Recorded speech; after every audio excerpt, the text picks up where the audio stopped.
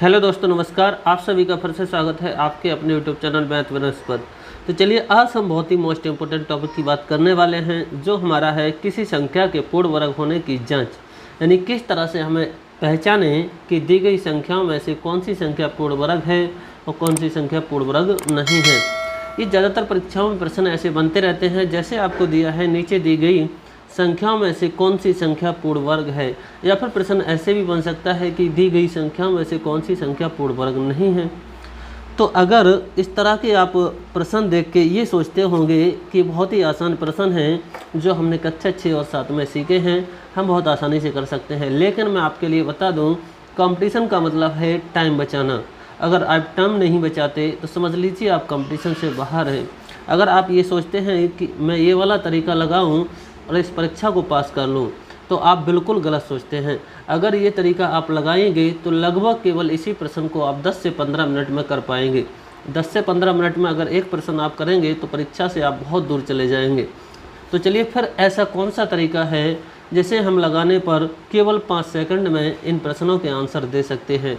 जी हाँ, है एक तरीका मेरे पास, जो तरीका आप लगाएंगे और 5 सेकंड में इन प्रश्नों का आंसर दे सकते हैं।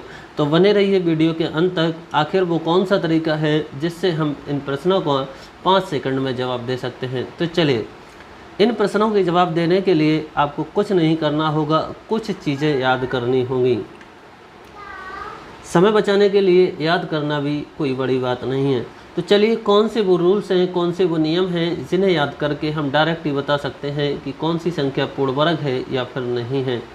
तो मैंने केवल 4 रूल बनाए हैं, जिन्हें देखकर आप बता सकते हैं कि दी गई संख्या पूर्ण वर्ग है या फिर नहीं है। तो चलिए चलते हैं उन नियमों की ओर। पहला नियम है 2, 3, 7, 8 किसी भी पूर्ण वर्ग संख्या का इकाई अंक नहीं हो सकते। यानी चाहे तो 2 हो, चाहे 3, चाहे 7, चाहे 8, किसी संख्या का इकाई अंक नहीं हो सकता। जैसे यहाँ पर देखकर 1 का वर्ग 1 होता है, 2 का वर्ग 4 होता है, 3 का वर्ग 9, 4 का 16, 5 का 25, 36, 49, इसी तरह से आप देख रहे हैं। लेकिन इन सभी संख्याओं के पूर्ण वर्ग ये दिए गए हैं, तो इनमें किसी में आप देखेंगे तो ना तो इकाई अंक 2 मिलेगा, ना ही 3 मिलेगा, ना ही 7 मिलेगा, ना ही 8। अर्थात किसी भी संख्या के पूर्ण वर्ग में इकाई अंक 2, 3, 7, 8 नहीं हो सकता। तो आपको पहला रूल ये भी याद रखना है। दूसरा रूल है डिजिटल सम, यानी डिजिट सम, अंकीय योग 1, 4, 9, 7 हो सकता है। अगर कोई संख्या पूर्ण वर्ग है तो उसके जो अंकीय योग है, अंकों का जोड़ है, वो कितना हो सकता है? 1, 4, 9, 7। अगर कुछ बच्चे नहीं समझ पाते कि अंकीय योग क्या होता है, तो जैसे मैं बोल दूं कि 123 हमारे पास एक संख्या है, तो उसका जो अंकीय योग होगा वो कितना होगा? 1 + 2 + 5, इस तरह से हो जाएगा। कितना हमारे पास? 8 हो जाएगा। अंकीय योग कितना हो जाएगा? 8। तो ये होता है संख्या का अंकीय योग, यानी अंकों को जोड़ लें तब जो मान आता है वो अंकीय योग होता है। अब आपको पता होगा, इस तरह से अगर जोड़ में कहीं भी क्या बनता है? 9 बनता है, तो उसे हम क्या कर देते हैं? छोड़ देते हैं। आगे बढ़िए। रूल नंबर 3, किसी भी पूर्ण वर्ग संख्या को 8 से भाग देने पर शेषफल 0 आ सकता है, या 1 आ सकता है, या फिर कितना आ सकता है? 4 हो सकते हैं। या तो शेषफल 0 आ सकता है, या शेषफल 1 आ सकता है, या शेषफल कितना आ सकता है? 4। चलिए, चौथा नियम है, अगर इकाई अंक किसी संख्या का कितना है? 0 है, तो उसका धाई अंक भी कितना होगा? 0। अर्थात इकाई और धाई दोनों ही अंक क्या होंगे? 0, 0 होंगे। तब हो सकता है वो संख्या कैसी हो? पूर्ण वर्ग हो। अगर किसी संख्या का इकाई अंक 1 है, तो उसका धाई अंक होगा, वह एक सम संख्या होगी। अगर किसी संख्या का इकाई अंक 4 है, तो उसका दाही अंक क्या होगा? एक सम संख्या होगी। अगर किसी संख्या का इकाई अंक 2 है, तो उसका धाई अंक किसी संख्या का इकाई अंक 5 है, तो उसका दहाई अंक 2 होगा। किसी संख्या का इकाई अंक 6 है, तो उसका दहाई अंक विषम संख्या होगी। किसी संख्या का इकाई अंक 9 है, तो उसका दहाई अंक एक सम संख्या होगी।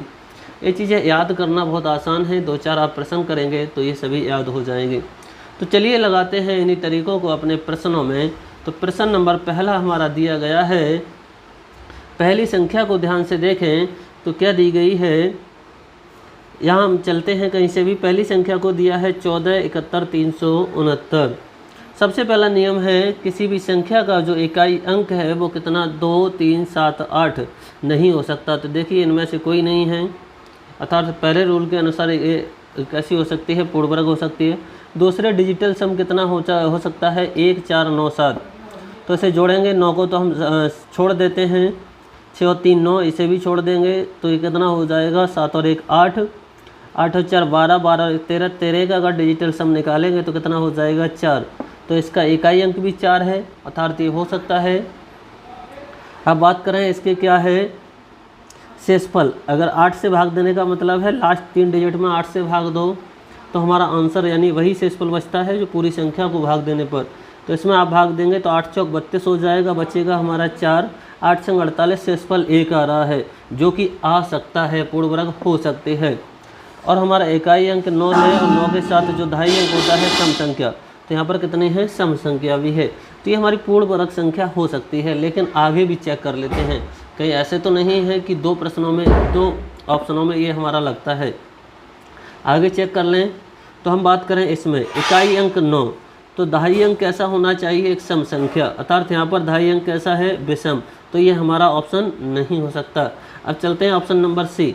अगर इकाई अंक 4 है तो दहाई अंक कैसी होना चाहिए एक सम संख्या, जो कि हमारा नहीं है। तो ऑप्शन हमारा ये भी कैसा होगा गलत। ऐसे ही हम बढ़ते हैं इसकी ओर। तो ऑप्शन नंबर हमारा डी है, इसमें इकाई अंक कितना है 0। अगर इकाई अंक 0 है तो मुझे बताइए, अगर इकाई अंक 0 तो दहाई अंक भी कितना होना चाहिए 0, जबकि यहाँ पर इकाई अंक 0 है दहाई अंक 0 नहीं है। तो ये भी हमारा कैसा होगा गलत। चलिए चलते हैं प्रश्न नंबर सेकंड की ओर। तो हमारा आंसर इसका कौन सा हो जाएगा ऑप्शन नंबर ए सेकंड। निम्नलिखित संख्याओं में से कौन सी संख्या पूर्ण वर्ग है। तो सबसे पहले हमें क्या करना है, देखा हमने 6 के साथ में जो इकाई दहाई अंक आएगा वो कैसी होगी विषम संख्या, कैसी होगी एक विषम संख्या होगी जो कि है यहाँ पर। अब अगर बात करें हम किसका डिजिटल सम निकाल लें या फिर इकाई अंक क्या हो सकता है 6 हो सकता है, यानी पहला और चौथा नियम तो दोनों लागू हो रहे हैं। हम बात करें डिजिटल सम, तो डिजिटल सम निकालोगे तो कितना हो जाएगा ये हो जाएगा 6 और 2 8, 8 और 1 कितना 9, 9 को हम छोड़ देते हैं।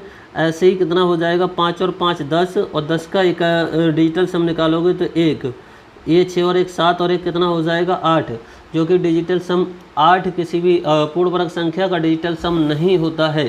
डिजिटल सम क्या हो सकता है 1 हो सकता है, 4 हो सकता है, 9 हो सकता है, 7, जबकि 8 नहीं हो सकता। लेकिन इसका अंकीय योग कितना है 8। तो ये हमारा ऑप्शन नंबर ए नहीं होगा।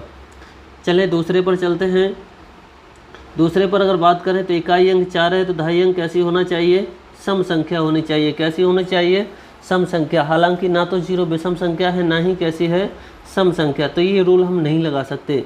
आगे हम कौन सा रूल लगा सकते हैं, यहाँ पर भाग दें किससे 8 से, तो शेषफल कितना बचता है 0 1 या फिर 4। तो चलिए 8 से भाग देते हैं तो 8 या 24 हो जाएगा, 24 के बाद कितना बचेगा 3, तो 8 8 64 हो जाएगा। शेषफल कितना बचा हमारा यहाँ पर शेषफल बचा 0, कितना बचा 0। इस कंडीशन में ये पूर्ण वर्ग हो सकती है। और हमारे पास एक रूल और बचता है, कौन सा, ये भी हम लगा चुके हैं। तो यहाँ पर सभी रूल क्या होते हैं लागू होते हैं।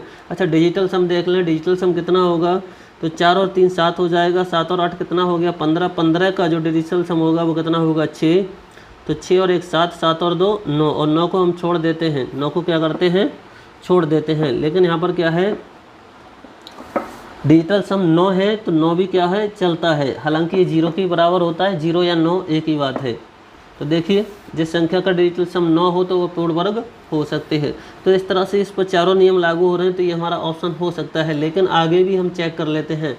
ऑप्शन नंबर सी की बात करें तो इसका इकाई अंक 6 है, जबकि दहाई अंक हमारे नियम के अनुसार कितना होना चाहिए एक विषम संख्या, लेकिन यहाँ पर कितनी दी गई है एक सम संख्या। तो ऑप्शन ये हमारा कैसा होगा गलत होगा।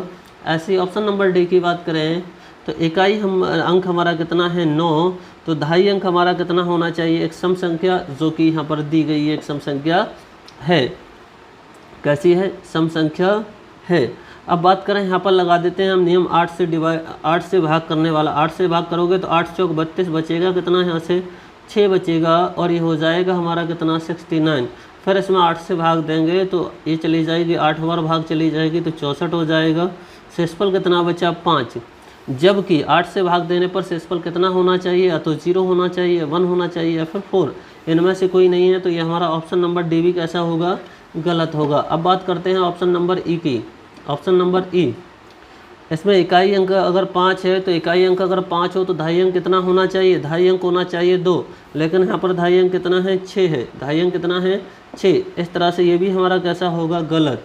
तो सही आंसर होगा हमारा इसका कौन सा, ऑप्शन नंबर वी। तो दोस्तों मैं उम्मीद करता हूँ ये ट्रिक आपको बहुत ही अच्छी लगी होगी।